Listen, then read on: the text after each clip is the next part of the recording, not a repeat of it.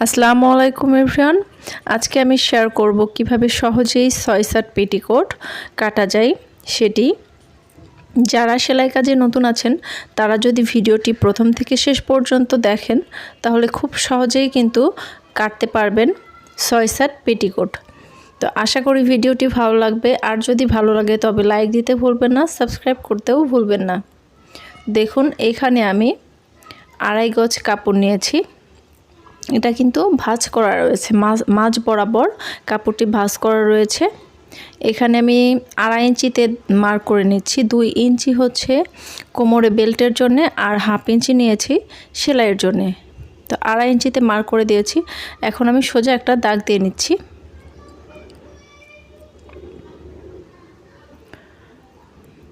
এখন কাপড়টিকে আমি ভাঁজ করে নেব। দেখুন কোমরে যে বেল্টের কাপড়, এটা আমি ভাঁজ করে নিচ্ছি।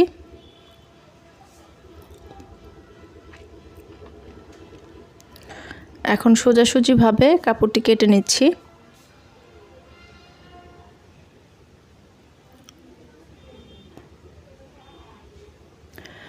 দেখুন আমার এখানে কোমরের হিপ আছে 38 ইঞ্চি। তো আমি এখানে কাপড়টি এখন মেপে নিচ্ছি।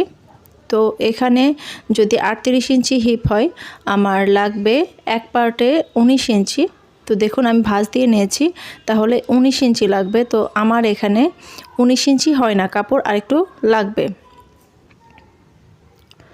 দেখুন এতটুকুন কাপড় বাড়তি লাগবে। তো এখন আমি এখান থেকে সেই কাপড়টা নেব। 2.5 ইঞ্চিতে আবারও মার্ক করে নিচ্ছি।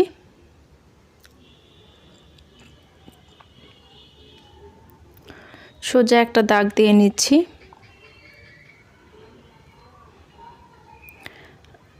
এখন আবারও ভাঁজ দিয়ে নিচ্ছি।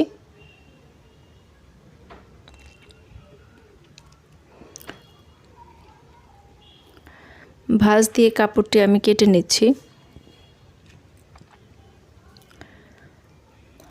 আমার যে বাড়তি কাপড়টা লাগবে আমি এখান থেকে সেই কাপড়টা নেব। দেখুন এই কাপড়টা আমি এভাবে ভাঁজ দিয়ে নিলাম।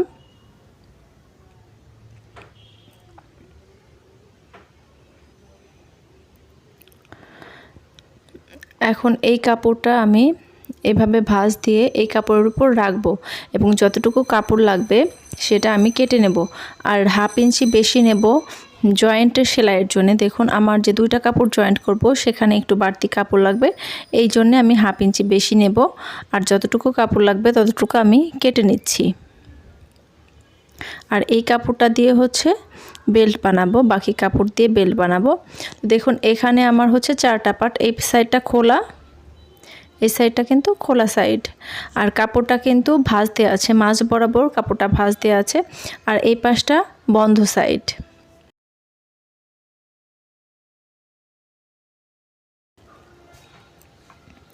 তো আমার এখানে কোমরের হিপ আছে 38 ইঞ্চি।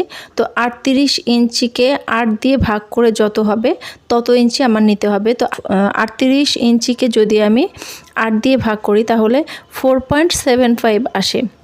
তো আর 1/2 ইঞ্চি বেশি নিচ্ছি সেলাইয়ের জন্যে। তো আপনাদের যদি 40 ইঞ্চি হিপ হয় তাহলে কিন্তু 8 দিয়ে ভাগ করলে আসে 5 ইঞ্চি। তো 5 ইঞ্চি নেবেন মূল মাপ, আর 1/2 ইঞ্চি নেবেন সেলাইয়ের জন্যে। তো যে মাপটাই হোক কোমরের, সেটাকে যদি আপনি 8 দিয়ে ভাগ করে যেটা আসে তার থেকে 1/2 ইঞ্চি বেশি নিলেই হবে। তো এই সাইডেও আমি জানিয়েছি, এই সাইডেও কিন্তু 4.75 নিয়েছি, আর 1/2 ইঞ্চি নিয়েছি সেলাইয়ের জন্য। তো এখন আমি দাগ অনুযায়ী যে মার্কটা করেছি সেই অনুযায়ী কাপড়টিকে ভাঁজ দিয়ে নিচ্ছি। এটা যদি ফলো করেন তাহলে আপনি কিন্তু যে কোনো মাপের বা যে কোনো সাইজের পেটিকোট বানিয়ে নিতে পারেন। তো এখন আমি সোজাসুজি যে ভাঁজটা দিয়েছি, আড়াআড়িভাবে যে ভাঁজটা দিয়েছি সেটাতে মার্ক করে নিচ্ছি, বোঝানোর জন্য সহজ হবে। দেখুন আমি সোজা দাগ দিয়ে নিচ্ছি। আমি যে 4.7 ইঞ্চিতে মার্ক করেছিলাম আর 1/2 ইঞ্চি বেশি নিয়েছি, সেই বরাবর আমি কাপড়টিকে দাগ দিয়ে নিচ্ছি। দেখুন এখন আমি কাপড়টি কেটে নেব।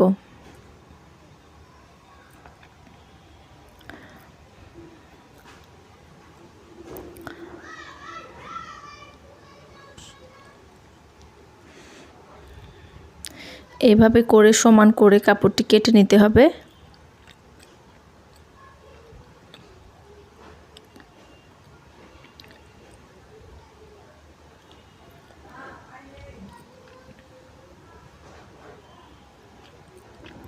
কাপড়টি কেটে নিয়েছি আমি এখন। এখানে কিন্তু আমার 4টা পার্ট রয়েছে। এখানে টোটাল হচ্ছে 6টা পার্ট হবে। দেখুন এখানে 4টা পার্ট রয়েছে আর এখানে কিন্তু 2টা পার্ট। এখানে দেখেন জয়েন্ট আছে।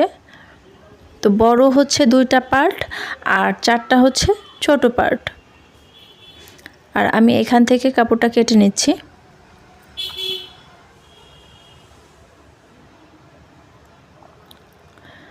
দেখুন এখান থেকে কাপড়টা কেটে নিচ্ছি।